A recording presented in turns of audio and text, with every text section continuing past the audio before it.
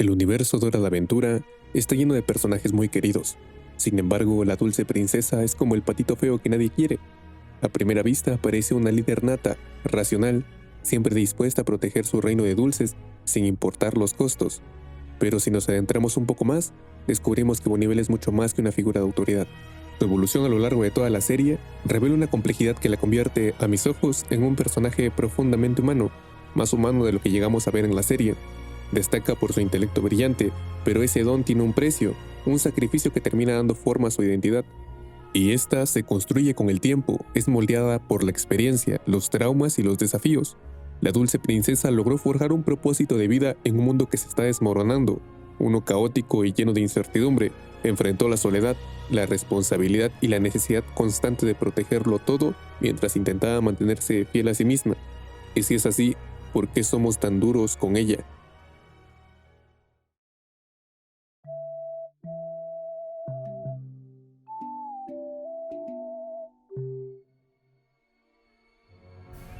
Siempre que pensamos en la dulce princesa, la vemos como una dictadora, egocéntrica, maníaca del poder, desconfiada, obsesiva, fría y calculadora, pero jamás como una buena persona. La misma serie nos orilla a verla así. La forma en cómo trata a sus súbditos, las escenas donde experimenta con su dulce gente, el excesivo control que presenta ante todo. Sin embargo, no siempre fue así. La dulce princesa comenzó su vida con una visión de asombro y curiosidad por el mundo que la rodeaba. En su nacimiento, contrastado con la de su hermano, vemos cómo ella encontró belleza en la vida. Neddy no tuvo tanta suerte. Este contraste es fundamental para entender su crecimiento. Desde el principio, Bonnivel logró ver la vida desde el vaso medio lleno, a pesar de haber nacido en un caos que no tardaría en apoderarse de todo el mundo. Y aún teniendo un buen principio, no aseguró que se convirtiera en una buena persona, solo logró que Bonnivel no le tuviera miedo al mundo. Las experiencias iniciales pueden moldear la percepción del mundo y también el carácter de una persona, pues una mala experiencia puede definir una vida. En la niñez, somos vulnerables. Es un momento primitivo de nuestro desarrollo. Cuando nos enfrentamos por primera vez a lo desconocido, nuestra mente tiene que asociar esa experiencia con una emoción en particular. Si la experiencia es negativa, el instinto natural nos lleva a evitarlo. En cierta forma, es una protección evolutiva que impide que nos dañemos de nuevo, porque hay que ser valiente o muy estúpido para intentarlo otra vez. Cuando tenemos una buena experiencia, siempre que podamos intentamos replicarla. Por el contrario, en una mala experiencia le evitamos todo lo posible. Y parece lógico, pero el problema viene cuando es una primera vez y nos enfrentamos a una excepción a la regla. Me explico mejor con un ejemplo. Imagina que te dan a probar un mango por primera vez. Si este primer mango resulta ser dulce y delicioso, tu mente va a asociar esto con una buena experiencia y va a ayudar a que si el próximo mango resultara estar podrido, lo descartes como una excepción a la regla. Por caso contrario, si el primer mango fuera negativo, vas a intentar no volverlo a probar en el futuro para no repetir esa sensación desagradable. En este caso, no existe una base positiva que nos permita tener esperanza de que el próximo mango será bueno. Entonces, ¿cómo una persona lograría superar una experiencia negativa cuando no hay una vivencia positiva que nos sirva como punto de apoyo para superar un prejuicio? La sociedad juega un papel fundamental. El ver que otros han enfrentado y superado situaciones similares puede brindarnos la esperanza suficiente para intentarlo nosotros mismos de nuevo. Sin embargo, la esperanza también puede ser peligrosa. Romantizarla puede ser un arma de doble filo. El doctor Kurt Richter, en la década de 1950, colocó ratas en un recipiente con agua para ver cuánto tiempo podían nadar antes de rendirse y ahogarse. Terminó descubriendo que las ratas que no recibían ningún tipo de ayuda externa generalmente nadaban entre 15 minutos, se rendían y morían. Sin embargo, si sacaba a las ratas justo antes de que se rindieran y les daba un breve descanso, estas mismas ratas terminaban nadando por mucho más tiempo, a veces durante horas.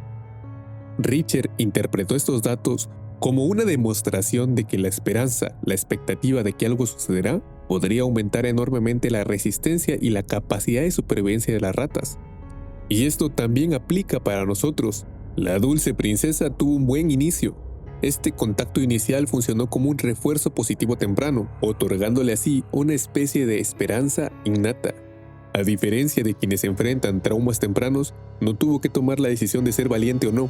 Este reforzamiento positivo inicial impulsó a Bonnivel a intentar comprender su entorno en lugar de temerle, y eventualmente a dominarlo. En el episodio con su mismo nombre, Bonnivel de Bubblegum, muestra a una joven Bonnie que, tras ser engañada y amenazada, comienza a desarrollar una desconfianza que definirá su madurez.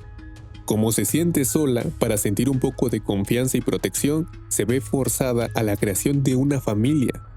Sin embargo, la traición del tío Chicle fue el punto de quiebre. No solamente destruyó su concepto de familia, sino que también sembró en ella la necesidad de control, un control absoluto como mecanismo de defensa. Y este evento también la obligó a estar sola. Ahora ya no había nadie a quien llamar igual, a quien tenerle confianza. Entonces, la experiencia fue el detonante para la creación de su propio reino como una estructura segura donde pudiera ejercer autoridad sin cuestionamientos, ya que ahora esa necesidad de protección se convirtió en una obsesión por el control. Pero ¿cuál es el razonamiento para llegar a esa conclusión de crear un reino? Simplemente pudo vivir con Neddy sola, sin problemas. Bueno, hoy en día, para darle sentido a nuestra existencia, tenemos a la sociedad, que aunque no lo creas, ser alguien dentro de ella y cumplir metas establecidas por nuestros semejantes nos da motivos para que nuestra vida sea entretenida. Y no me refiero a entretenida como algo feliz, sino a algo que nos tiene ocupados para no caer en algún tipo de nihilismo. Todos los humanos pasamos por este vacío existencial.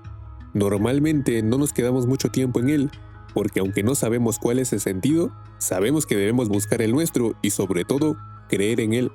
La dulce princesa vive en un mundo sin ley, sin semejantes. Si no hay orden, ella va a ser el orden. Entonces el dulce reino es una manera de darle sentido a su existencia. Construir y gobernar el dulce reino le proporciona una distracción de ese vacío existencial. Pero Bonnivel no solamente lo creó por eso. En cierto sentido, está jugando a las muñecas, solo que sus muñecas están vivas.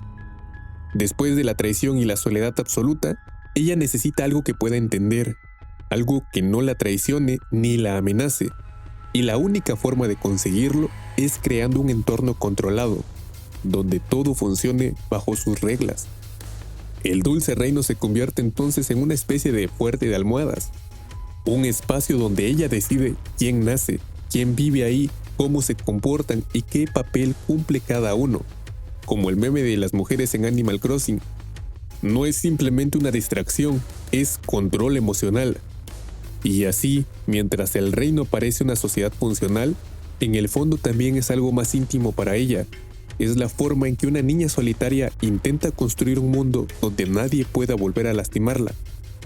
Por eso, Bonnivel no solamente gobierna el reino, lo cuida, lo vigila y lo corrige constantemente, como alguien que acomoda una y otra vez sus muñecas para asegurarse de que todo está exactamente donde debe de estar.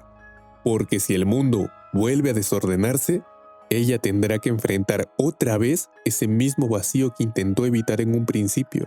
Pero recuerden que el tiempo hace que toda responsabilidad se vuelva pesada.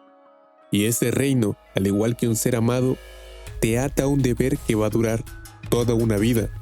Y entre más sana la herida que dejó su familia, menos quiere jugar con sus muñecas.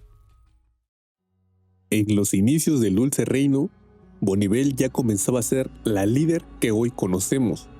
Y en esos momentos se enfrentó a un gran problema. La tasa de criminalidad había comenzado a aumentar, y para responder a este problema, decidió crear a los Chiclebots. Ellos son una fuerza policial de élite y lograron frenar el crimen. El problema fue que es a costa de matar a los criminales. Al estar programados para la violencia, no les halló otra utilidad, así que decidió acabar con la guardia por ser demasiado peligrosa. Y sé que de niño, este capítulo se me hizo algo muy cruel. ¿Por qué hacer algo así? Pero siento que hoy en día hay algo que lo explica mejor. En ese momento su moral se ve muy influenciada por algo llamado maquiavelismo. Según Maquiavelo, en sus ideas que tiene en el libro El Príncipe, un gobernante debe de actuar como dos animales distintos, como un león y un zorro. El león representa la fuerza necesaria para enfrentarse a los enemigos de forma directa, a puñetazos. El zorro, en cambio, simboliza la astucia, detectar trampas, engaños y amenazas ocultas.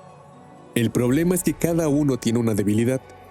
El león es fuerte, pero es bastante ingenuo, mientras que el zorro es astuto, pero carece de fuerza. Destruir a los robots suena exagerado, pero al final ella tuvo razón. Su sospecha no estaba del todo equivocada. Uno de los robots eventualmente logró romper su programación.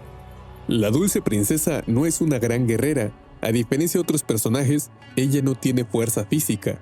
Todo reside en qué tan inteligente y astuta puede ser. Un solo Chiclebot era más que suficiente para acabar con su vida. En ese momento, Bonivel no tenía un león que representara fuerza, que la defendiera. Dependía casi exclusivamente de su capacidad de anticipar riesgos y tomar decisiones preventivas. Sus acciones morales son en base a su visión del mundo. Para ella, el caos y la amenaza constante justifican esa moralidad flexible. Pues en un mundo sin ley, donde todo el mundo busca su propio beneficio, ella tiene que mantener el control, y no por ambición, sino porque hay una necesidad de evitar que todo se vuelva un caos. Otro de los puntos de inflexión fue la creación de Goliat. Ella intentó delegar su responsabilidad como líder a otra persona, pero como no existe nadie a quien confiar, decidió crear un sustituto perfecto que continuara su labor indefinidamente. Hasta este punto, Bonivel había cargado durante siglos con el peso de gobernar el dulce reino. Su inteligencia, su longevidad y el sentido de responsabilidad la habían convertido en el centro de todo, de la estabilidad del reino. Pero esa misma posición también la colocaba en una situación problemática. Todo depende de ella. En el mismo episodio, Bonivel le dice a Finn que no sabe qué pasará con el reino cuando ella ya no esté. Y no era la primera vez que intentaba crear un sucesor. Su primer fallo fue con Limón Agrio, pero esta vez el heredero debía ser perfecto. Uno con su mismo ADN, pero que pudiera cumplir con ambas caras del liderazgo. Uno fuerte, inteligente y también inmortal. Sin embargo, Goliat no solamente fracasó en emular sus principios, sino que representó una amenaza para todo lo que Bonivel había construido. Goliat aprende, pero lo hace de forma literal, sin matices, más como una máquina que como un ser vivo. Aún así, Bonivel logra crecer en este episodio. Logró darse cuenta de que sus métodos para gobernar el dulce reino son autoritarios, porque consideraba al dulce reino como una extensión de sí misma más que una sociedad aparte. No se daba cuenta que lo que hacía por amor a los suyos no era más que un juego. Por eso, en cierto modo, Goliat fue una exageración de su propia forma de gobernar. El experimento fracasa porque demostró que el orden absoluto puede convertirse fácilmente en tiranía. Esta experiencia representa un punto de inflexión importante. Por primera vez aparece con claridad la idea de que tal vez no debería de gobernar para siempre. Otro punto de quiebre importante para la dulce princesa ocurrió en el episodio Hot Digging Doom. En este momento, el dulce reino decide celebrar una elección democrática para determinar quién ocuparía el título de princesa. Para Bonivel, el resultado parecía obvio, ni siquiera le importaba, porque durante siglos ha dedicado toda su vida a construir, proteger y organizar su reino, por lo que confía en que sus ciudadanos reconocerán ese esfuerzo. Sin embargo, todo el reino votó a favor del rey de U.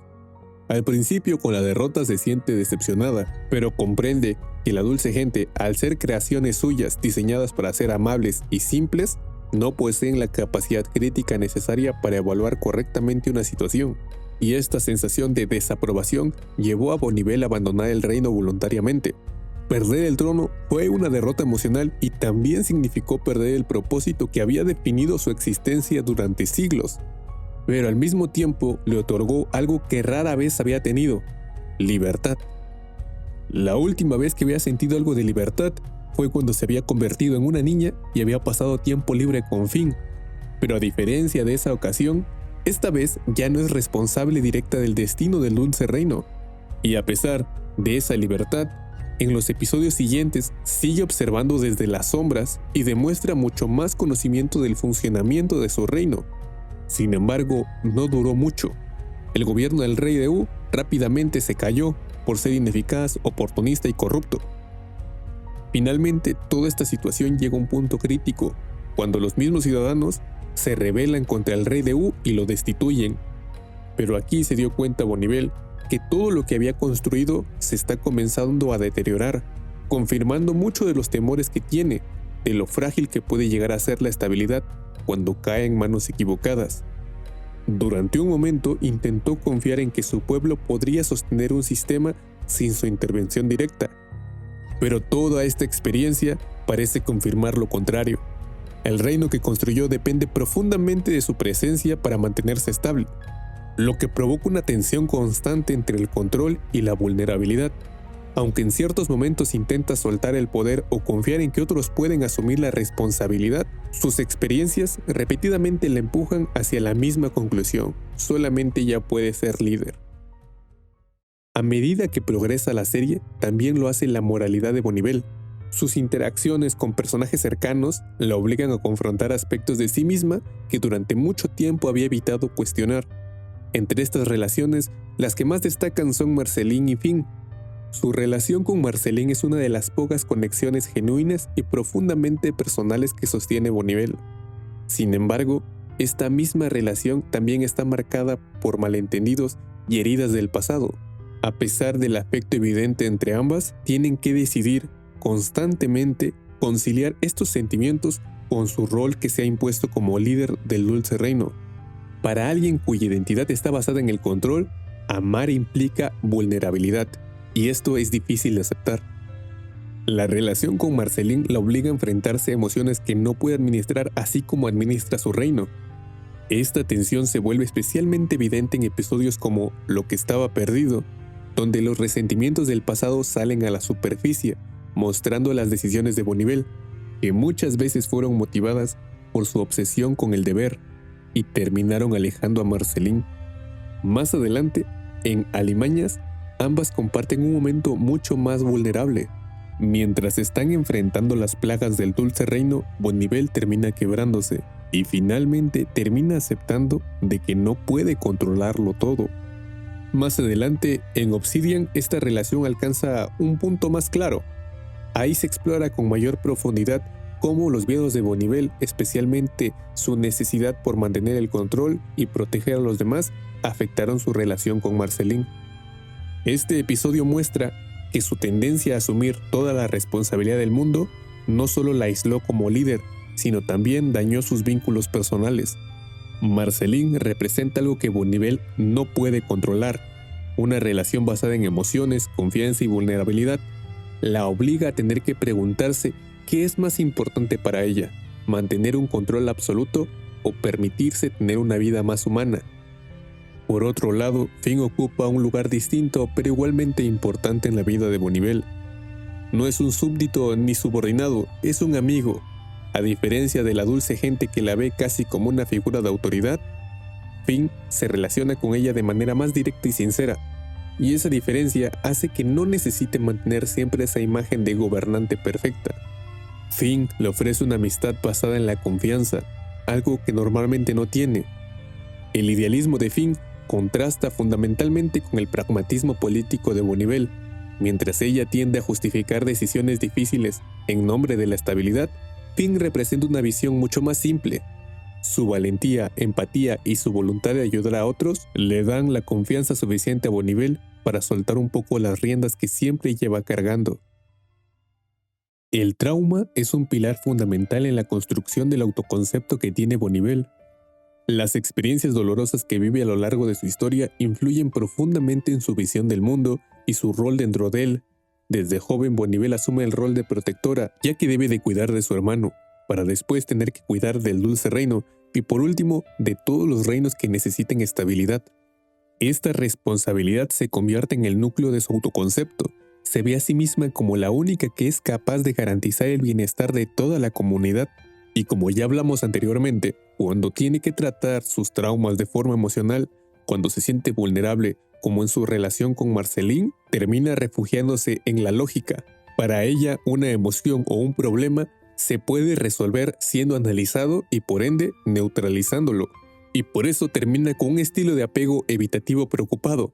En la parte evitativa, mantiene distancia emocional para proteger su autoridad y evitar el dolor de la pérdida. Y por el lado de lo preocupado, está constantemente hipervigilante sobre la seguridad de su reino y de todo U. Por eso, Bonivel no suele explotar emocionalmente. Tiene que filtrar sus emociones, y lo hace a través de sus acciones más cuestionables. Y aún así, en su sombra está el deseo de ser libre. Esto se nota mucho cuando pierde el reino. Inicialmente sufre, pero hay un alivio genuino en volver a ser solamente Bonivel en su cabaña, permitiéndose una identidad fuera del trono que ella misma se puso. Al intentar ser una figura de autoridad perfecta y lógica, envió al sótano de su mente su capacidad de ser frágil. Solo cuando aceptó que puede fracasar, se convirtió en una líder más sana y en una mejor pareja para Marceline. En conclusión, la dulce princesa es un personaje cuya identidad fue definida por un historial de traumas. Ella solita se puso el concepto como líder al intentar buscar un lugar donde protegerse. Sin embargo, esta identidad también se ve marcada por la soledad, el peso de las decisiones difíciles y una constante lucha interna entre sus ideales morales y las decisiones necesarias para mantener su reino. En última instancia, Bonivel es tanto admirada como temida, una líder cuya humanidad se revela en su complejidad. Es una muy mala persona. Algo dentro de ti no funciona, niña. Y sea lo que sea, ¡ay! Como sea. Como sea, dulce princesa. Ok, quédate un gigante de fuego. No soy una mala persona. Quiero que veas eso. Lo prometo. Será mejor que no me mientas.